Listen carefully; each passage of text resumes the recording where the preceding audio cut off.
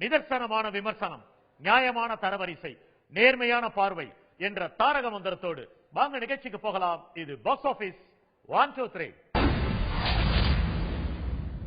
நம்மளுடைய box office 1 2 3ல இந்த வாரம் ஹாலிவுட் புது உறவுல முதல்ல நம்ம பார்க்கக்கூடிய படம் குங்ஃபு பாண்டா பார்ட் 3.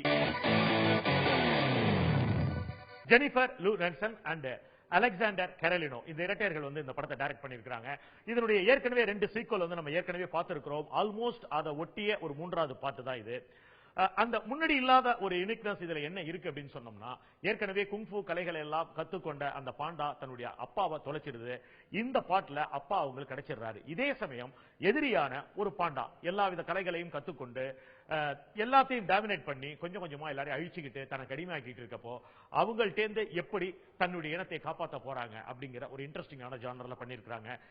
இந்த படம் இந்த சம்மர்ல இங்க ரிலீஸ் ஆயிருக்கிறதுனால, குழந்தைகளுக்கு பிடிச்ச ஒரு ஜானர்ல இருக்கிறதுனால திரையரங்குகள்ல குழந்தைகளுடைய கூட்டத்தை நம்மளால பார்க்க முடியுது. இந்த படம் உலகமெங்கும் மிகப்பெரிய ஒரு வரவேற்பை பெற்றிருக்கு.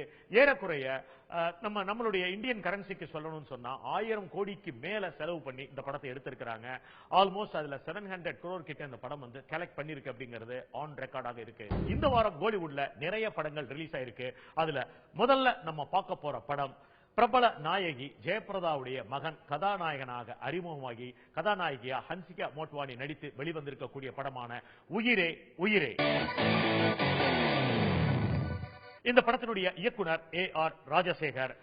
இந்த படம் ஏற்கனவே இஷ் அப்படிங்கிற பேர்ல தெலுங்குலையும் ஹிந்திலையும் வெளியான ஒரு படம் தான். இந்த படத்தினுடைய ஒரு ஷார்ட் அண்ட் ஸ்வீட்டான லைன் என்ன அப்படின்னு பார்த்தோம்னா, கதாநாயகன் கதாநாயகி 2 பேரும் மும்பையில இருந்து புறப்பட்டு சென்னை வர வேண்டிய ஒரு விமானத்துல வந்துகிட்டு இருக்கிறப்போ எதிர்பாராத ஒரு சூழ்நிலையில அந்த பிளைட் கோவாவில் லேண்ட் ஆகுது.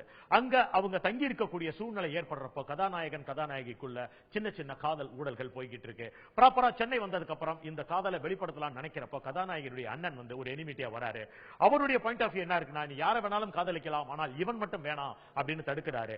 அதற்கான காரணம் என்ன அப்படிங்கறத சொல்லி இருக்கிறாங்க. கதாநாயகனா அறிமுகமாகி இருக்கிற ஒரு பிரபல நாயகியுடைய மகன் அப்படின்னா கூட அழகா இருக்காரு. அதை தவிர நிறைய நடிக்கிறதுக்கு இவர் பிராக்டிஸ் பண்ண வேண்டிய சூழல் இருக்கு. பலகீனமான ஒரு திரைக்கதை. படம் பார்க்கிறப்போ நமக்கு கொஞ்சம் போரா தான் இருக்கு.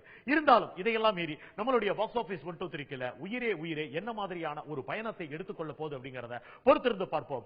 நம்மளுடைய பாக்ஸ் ஆபீஸ் 1 2 3ல அடுத்த புது வரவாக நம்ம பார்க்கக்கூடிய ஒரு கோலிவுட் புது படம் என்ன அப்படின்னா, இந்த படத்துல நகுல் ஒரு லீட் ரோல் பண்ணிருக்கிறாரு. படத்தினுடைய இயக்குனர் நாகா வெங்கடேஷ். படத்தினுடைய ஒரு வரி கதை என்ன அப்படின்னு சொன்னா, கோயம்புத்தூர்ல இருந்து ஒரு வேலைக்காக தன் குடும்பத்துல மாமனையும் மாமன் மகளையும் நோக்கி வராரு. அப்படி வர்றவருக்கு அங்க கதாநாயகி சில ரவுடிகள் துரத்த அங்க ஒரு சண்டை ஏற்படுது. இந்த சண்டைக்கு இடையில நாரதர் மாதிரி ஒருத்தர் நுழையிறாரு. இந்த நாரதர் அங்கிருந்து ஆரம்பிச்சு ஏகப்பட்ட விளையாட்டுகள் விளையாடுறாரு. அதை காமெடியோட மூவ் பண்ணிருக்காங்க. முடிவில் இந்த நாரதருடைய கலகம் எப்படி போய் முடியுது அப்படிங்கிற ஒரு ஜானர்ல இந்த ஸ்கிரிப்ட் பண்ணிருக்காங்க. அதை ஃபுல்ஃபில்லா நம்மளால என்ஜாய் பண்ண முடியுமானா அது ஒரு சின்ன கேள்விக்குறிதான். ஏன்னா இது கூட கதை அவ்வளவு வலுவாக இல்லாததுதான் இந்த படத்தினுடைய மைனஸாக இருக்கு. இதையெல்லாம் மீறி இந்த படம் நம்மளுடைய பாக்ஸ் ஆபீஸ் 1 2 3ல என்ன மாதிரியான ஒரு ஜர்னி எடுத்துக்க போகுது அப்படிங்கறத பொறுத்திருந்து தான் பார்க்க முடியும். நம்மளுடைய பாக்ஸ் ஆபீஸ் 1 2 3ல இந்த வாரம் 5வது இடத்துல எந்த படங்களுமே இல்லை. அதை தவிர்த்து நேரடியா 4வது இடத்துக்கு போனோம்னா 4வது இடத்துல இருக்கிற படம் பிச்சைக்காரன். இந்த படத்தை பத்தி ஒரு தேவையான அளவுக்கு ரிவ்யூ நம்ம கொடுத்துட்டோம். 5வது வாரமாக ஒரு படம் இந்த வருடத்துல, அதாவது 2016ல வெளியான பிறகு ஓடிக்கொண்டிருக்கிற ஒரு முதல் படம் அப்படின்னு கூட சொல்லலாம். இந்த படம் ஆரம்பத்துல ஒளிப்பதிவாளர்களுக்கான ஒரு தேர்வு நடந்து கொண்டிருக்கும் பொழுது பலவிதமான பேர் தங்களுடைய ஃபுட்டேஜை கொடுக்கிறப்போ ஒரு சின்ன ஐடியாலஜிக்கு அதில் கொடுக்கப்பட்ட ஃபுட்டேஜ் பிடிச்சு போய் செலக்ட் பண்ணப்பட்டு டைரக்டா அந்த படத்தை பண்ணவர் தான் இந்த படத்தினுடைய ஒளிப்பதிவாளர் பிரசன்னா. அது மட்டுமல்லாமல் இந்த படத்துக்காக சாங்ஸ்க்கு வேற ஒரு கேமரா யூஸ் பண்ணிருக்காங்க. ஓவரால் ஸ்ட்ரைட் பிலிமுடைய ஃபுட்டேஜுக்கு ரெட் டிராகன் அப்படிங்கிற ஒரு கேமரா யூஸ் பண்ணிருக்காங்க. அதனால படத்தினுடைய காட்சிகள் எல்லாமே அப்டேட்ஸ்ல இருக்கு அப்படின்னு சொல்லலாம். புதிதாக இதுல ஒரு குணச்சித்திர கதாபாத்திரமாக அறிமுகமாக இருக்கக்கூடிய மூர்த்திக்கு ஒரு மிகப்பெரிய எதிர்காலம் இருக்கு அப்படிங்கிறது பாக்ஸ் ஆபீஸினுடைய கருத்தாகவே இருக்கு. இயக்குனர் சசிக்கு இந்த படம் ஒரு பெரிய மைலேஜ். அது மட்டுமல்லாமல் விஜய் ஆண்டனியுடைய கேரியர்ல தொடர்ந்து கொடுத்திருக்கும் வெற்றிகளில் இந்த படமும் சேர்த்துக் கொள்ளலாம். நம்மளுடைய பாக்ஸ் ஆபீஸ் 1 2 3ல 3வது இடத்துல இருக்கிற படம் புது வரவாக நேரடியா 3வது இடத்தை பிடிச்சிருக்கிற படம் டார்லிங் 2. இந்த படத்தினுடைய இயக்குனர் சதீஷ் சந்திரசேகர்.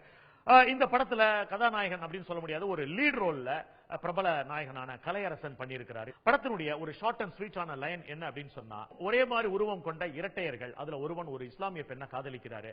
ஒரு காலகட்டத்தில் பெற்றோர்களால் அந்த காதல் எதிர்க்கப்படுகிறது. நண்பனான கலையரசன் உதவியோட அந்த காதல் கைகூட போற சமயத்துல ரிஜிஸ்டர் ஆபீஸ்ல பெண் வெயிட் பண்றப்போ கதாநாயகன் வேறு பெண்ணை கல்யாணம் பண்ணிக்க போறாருன்னு தெரிஞ்சவனே அந்த கதாநாயகியும் தற்கொலை பண்ணிக்கிறா. இந்த ரூமர் உண்மை அப்படின்னு நினைச்சு அந்த கதாநாயகனும் தற்கொலை பண்ணிக்கிறாங்க. இவங்க ரெண்டு பேருமே ஆவியாக இருக்கிறாங்க. இதுக்கு காரணம் கலையரசன் விளையாட்டாக சொன்ன பொய் அப்படிங்கிறது போற போக்குல அந்த முடிச்சு அவிழ்க்கப்படுகிறது. இந்த படத்தினுடைய முடிவுல சொல்லப்பட்டிருக்கிற ஒரு சிறப்பான விஷயம் என்ன அப்படின்னு சொன்னா, இரண்டு ஆவிகள் இரண்டு ஹியூமன் பீயிங் போய் டாமினேட் பண்ணி தங்களுடைய ஆசைகளை தீர்த்துக் கொள்ள தயாராக இருக்கிறாங்க அப்படின்ற ஒரு நாட்டில் சொல்லி இருக்கிறாங்க.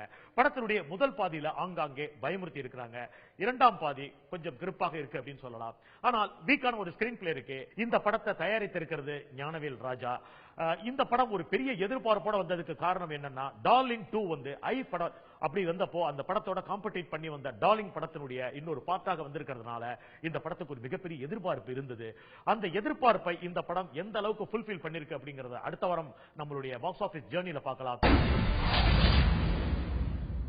நம்மளுடைய பாக்ஸ் ஆபீஸ் 123ல இரண்டாவது இடத்துல 2 படங்கள் இருக்கு.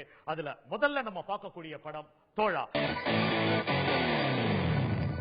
இந்த படம் சென்ற வாரம் நம்மளுடைய பாக்ஸ் ஆபீஸ்ல கோலிவுட் புதுவரவாக வந்து நேரடியா முதலிடத்தை தொட்டு இந்த வாரம் ஒரு படி இறங்கி இரண்டாவது இடத்துக்கு வந்திருக்குது. இந்த படத்தினுடைய இயக்குனர் வம்சி பி. கதையினுடைய நாயகன் இருவர் நடிச்சிருக்காங்க, நாகார்ஜுன் மற்றும் கார்த்தி.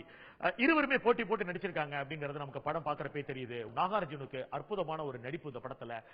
அதை விட கார்த்தி ரொம்ப துருன்னு இன்னும் நோட்டு படத்துல தன்னுடைய ஒரு துருதுருப்பை வெளிப்படுத்தி இருக்கிறாரு. அனுபவ முத்திரையும் அங்கங்கே சைன் பண்ணியிருக்காரு அப்படின்னு சொல்லலாம். நம்மளுடைய பாக்ஸ் ஆபீஸ் 123ல இரண்டாவது இடத்துல இருக்கிற இன்னொரு படம் பாலிவுட் புதுவரமாக வந்து நேரடியாகவே இரண்டாவது இடத்தை தொட்டிருக்கிற படம் கீ அண்ட் கவ். இந்த படத்தினுடைய இயக்குனர் பால்கி.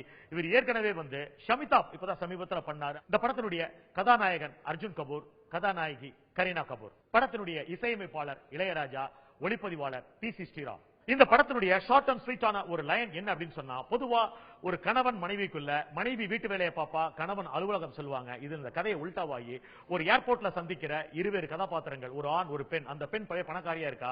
கண் கலங்கி நிக்கிற ஆண் கிட்ட அவனுடைய காரணம் என்னன்னு கேட்க, தன் தாயை இழந்து விட்டேன்ற சோகத்தை தவிர்ப்பதற்காக தன்னோடு பயணிக்குமாறு கேட்டுக்கொள்ள வாழ்க்கையும் சேர்ந்து பயணிக்கிறார்கள். ஒரு காலகட்டத்தில் கணவன் மனைவியாக இருந்து வீட்டுக்குள்ள இருக்கிற எல்லா வேலைகளும் பார்த்துக்கிறான். மனைவி கணவன் போல வெளியில போய் வேலை பார்க்கறாங்க. இது உலகம் எல்லாம், அதாவது சமூகத்துக்கு வெளியே தெரிய வர இவர் ரொம்ப பிரபலமாகிறாரு. ஒரு மதர்ஸ் டே அல்லது ஒரு தாய்மைக்கான ஒரு தினத்தன்று அந்த மனைவி கணவனை பத்தி பெருமையா சொல்ல அவர் இன்னும் பாப்புலர் ஆகிறாரு. பல சோசியல் மீடியால அவர் கூட்டி இன்டர்வியூ எடுக்கிறாங்க. இது கொஞ்சம் கொஞ்சமா ஜலச உருவாக்குது கதாநாயகிக்கு. போற போக்குல இதுவே மனக்கசப்பாகி தன்னுடைய தாய் சரியில்லாமல் இருந்த, உடல் சரியில்லாமல் இருக்கிறப்போ தன்னுடைய கணவன் சரியா கவனிக்கல அப்படிங்கிற ஒரு பொய் குற்றச்சாட்டோடு அவனை நிராகரிக்கிறாங்க. ஒரு காலகட்டத்தில் முதல்ல ஆரம்பிச்ச அதே ஏர்போர்ட்லயே இந்த கதை முடிகிறப்போ தன்னுடைய தவற உருந்து தான் தொலைத்த தன் கணவனை தேடி இந்த கதாநாயகி செல்றாங்கன்ற ஒரு புதிய ஐடியாலஜியோட இந்த படத்தை பண்ணியிருக்கிறாங்க. மிகப்பெரிய எதிர்பார்ப்போட இந்த படம் வெளியாகி ஒரு மாபெரும் வெற்றியை பெற்றிருக்கு. இந்திய அளவில் இந்த படம் வசூலை வாரி குவித்துக் கொண்டிருக்கு அப்படிங்கிறது இன்னைக்கு இருக்கிற அப்டேட்டட் நியூஸ். ஃபர்தரா இந்த படம் நம்மளுடைய பாக்ஸ் ஆபீஸ்ல என்ன மாதிரியான ஒரு ஜர்னி எடுத்துக்க போகுதுங்கிறத பொறுத்திருந்து பார்ப்போம். நம்மளுடைய பாக்ஸ் ஆபீஸ் 123ல நம்பர் 1 அப்படிங்கிற இடத்துல இருக்கிற படம், இந்த வாரம் கோலிவுட் புதுவரவாக வந்து நேரடியா நம்பர் 1 இடத்தை பிடிச்சிருக்கிற படம் ஹலோ நான் பேய் பேசுறேன். இந்த படத்தினுடைய கதாநாயகனா வைபவ் நடிச்சிருக்காங்க. லீட் ரோல்ல விடிவி கணேஷ், சிங்கம் புலி போன்ற தெரிஞ்சவங்க எல்லாருமே அப்பியர் ஆயிருக்காங்க. படத்தினுடைய கதாநாயகியா ஐஸ்வர்யா ராஜேஷ் பண்ணியிருக்காங்க. ஷார்ட் அண்ட் ஸ்வீட்டான ஒரு வரி கதை என்ன அப்படின்னு சொன்னா, சின்ன சின்ன திருட்டுகள் செய்து அதன் மூலம் பொழப்பு நடத்திட்டு இருக்கவருக்கு கதாநாயகி மேல காதல் வந்து 2 பேரும் லவ் பண்ணிட்டு இருக்காங்க. கதாநாயகி ஒரு குப்பத்திலிருந்து வந்த ஒரு விடிவி கணேஷனுடைய தங்கச்சியாக இருக்கிறாங்க. ஒரு விபத்துல ஒரு செல்போனை திருட அது விபத்துக்குள்ளான பெண் அந்த செல்போன் மூலமா பேயாக மாறி அவங்களை டார்ச்சர் பண்ண ஆரம்பிக்கிறாங்க. இந்த டார்ச்சர் பயந்து போய் தன்னோட மச்சினன்ட்ட சொல்ல, நான் அந்த பேய ஓட்டுறேன், அந்த வீட்டுக்கு வந்ததுக்கு அப்புறம் என்ன காமெடி கலாட்டா பண்ணிருக்காங்க அப்படிங்கறத சிரிக்க சிரிக்க சொல்லி இருக்கிற படம் தான் ஹலோ நான் பேய் பேசுறேன். இந்த படத்தினுடைய தயாரிப்பாளர் சுந்தர் சி, இயக்குனர் எஸ் பாஸ்கர். இவர் ஒரு நாளைய இயக்குனர் டீம்ல இருந்து வந்திருக்காங்க. ஓவரால் இந்த படத்துல உள்ள ஒரு நல்ல கமெண்ட்ஸ் என்ன அப்படின்னு சொன்னா, விடிவி கணேஷ் இதுக்கு முன்னாடி நிறைய படங்கள் பண்ணி இருந்தாலும் இந்த படம் அவருக்கு ஒரு மிகப்பெரிய அடையாளம் சொல்லலாம். படத்துல திரையரங்கத்துல குறைந்தபட்சம் 40 இடங்களுக்கு மேல கைத்தட்டல்கள் கிடைக்குது. பேய் இந்த படத்துல பயமுறுத்துதா அல்லது காமெடி பண்ணுதான்னா பயத்தோட காமெடியை பண்ணிருக்கிறது இந்த படத்தினுடைய வெற்றிக்கு அடித்தளம் சொல்லலாம். ஓவரால் இந்த படத்தை தமிழகம் எங்கும் வாங்கி வெளியிட்டு இருக்கிறவங்க தேனாண்டால் பிலிம்ஸ், அவங்களுக்கு இது ஒரு மாபெரும் வெற்றி சித்திரம் தான். குறைந்த முதலீட்டில் நிறைந்த ஒரு திருப்தியை கொடுத்திருக்கும் படம் அப்படின்னு சொல்லி ஹலோ நான் பேய் பேசுறேன் அப்படிங்கிற படத்தை தாராளமாக சொல்லலாம். நம்மளுடைய பாக்ஸ் ஆபீஸ் 123ல புது வரவாக வந்து நேரடியா முதல் இடத்தை பிடித்திருக்கும் படம் ஹலோ நான் பேய் பேசுறேன். நம்மளுடைய பாக்ஸ் ஆபீஸ் 123ல இதுவரைக்கும் பார்த்த ஆர்டர் செக்மெண்ட் எல்லாமே இந்த வாரத்தினுடைய ஒரு தொகுப்பு தான். இந்த படங்கள் ஃபர்தரா நம்மளுடைய பாக்ஸ் ஆபீஸ் 123ல என்ன மாதிரியான ஒரு ஜர்னி எடுத்துக்க போகுது அப்படிங்கறத பொறுத்திருந்து பார்ப்போம். அதுவரை உங்களிடமிருந்து விடைபெறுவது சரவணன் சுப்பையா. நன்றி, வணக்கம்.